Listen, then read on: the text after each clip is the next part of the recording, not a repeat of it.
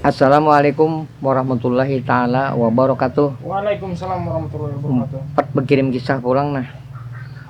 Ini taksi kuning Martapura Banjarmasin. Hari jam setengah 11 sudah.